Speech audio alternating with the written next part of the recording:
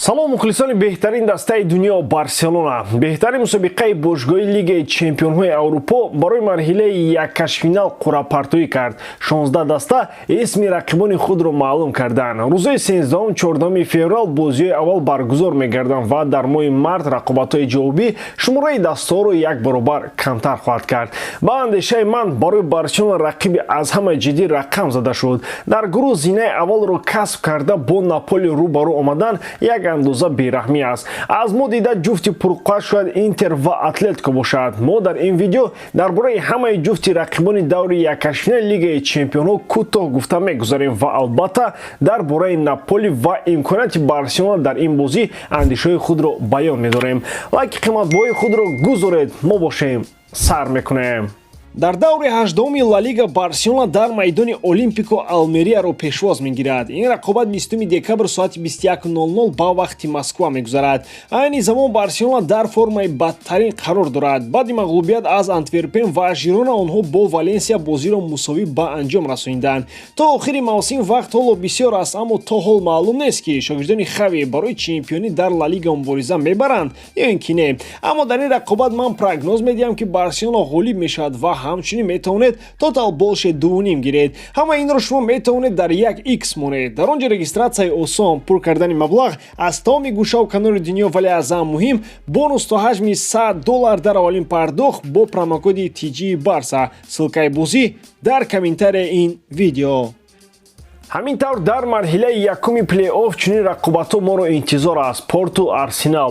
аз рӯи баҳои букмекерӣ дастаи англисӣ бояд то финал равад. воқеан бори охир дар ёд надорем ки аз мамлакати футбол кай дар плей-офф ду даста аз премер лига буд. манчестер юнайтед ва ньюкасл беҳтарин лигаи дунёро шарманда карданд. дар мавриди ин рақобат ҳаминро ба ёд овардан мебояд ки бори охир соли 2010 арсенал портуро бар ивази хетрики николас бентнер аз мусобиқа берун карда буд. худи арсенал аз соли 2017 дар плей-оффи лигаи чемпионҳо набуд. ҷуфти дигар псж реал сосидад аст. дар назари аввал ба дастаи шайхҳо рақиби осон рақам зада шуд. сосидад ҳоло аз ҳамин барселонаи худамон шояд пурқувват аст.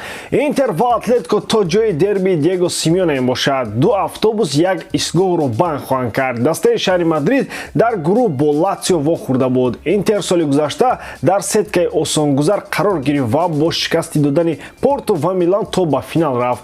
бозии псв ба русия ҳам дерби худро дорад. питер бос соли 2017 дар дастаи шаҳри дормунд кор карда буд. дар ин ҷуфт ҷолибият ва интрига кам аст, ҳарчанд олмониҳо номи баландтар доранд.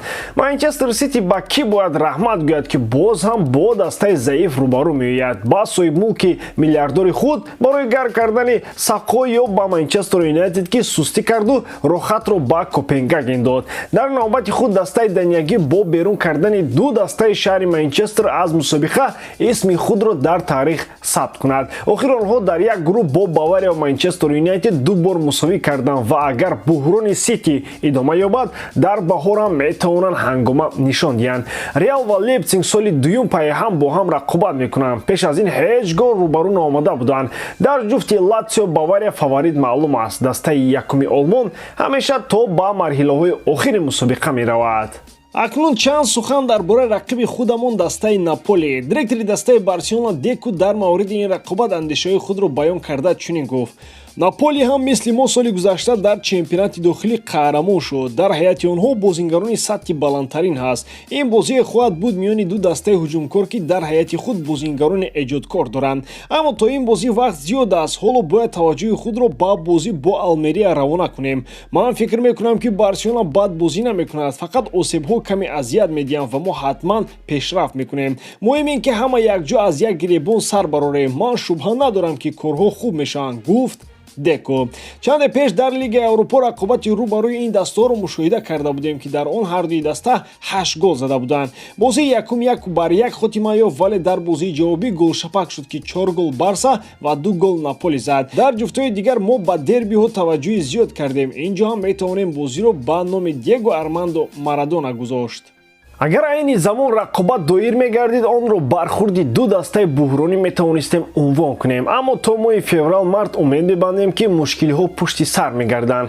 аслан дар барса он қадар проблемаи ҷиддӣ нест, наход як умр бозингарон имкониятҳои 100%-ро назананд. наполи бошад ба фарқ аз мавсими чемпионӣ марҳилаи гузаришро пушти сар мекунад. онҳо мураббии худро аз даст доданд, чанд нафар бозингарони калидиам тарки даста карданд.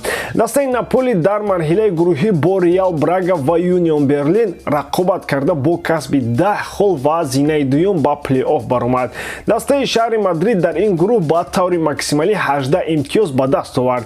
наполи дар бозӣ бо рақиби ҷиддии худ ду дафъа ба мағлубият рӯбарӯ шуд, дар хонаи худ бо ҳисоби 3-2 ва дар сафар 4-2. дар ду бозӣ 7 гол сар додан ин хеле зиёд аст, дар ҳоле ки дастаи итолиёвӣ бо хатти ҳимояи пурқувват маъшҳур ҳастанд.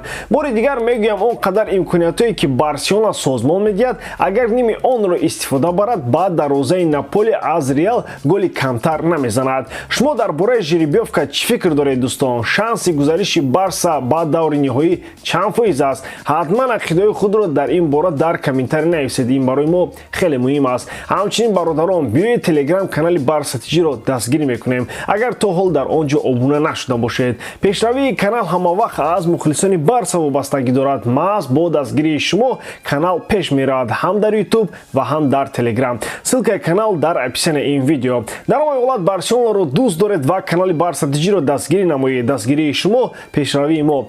бо шумо мисли ҳар вақта Муҳаммад Гаиров. хайр бачаҳоча, дар паноҳи Аллоҳ.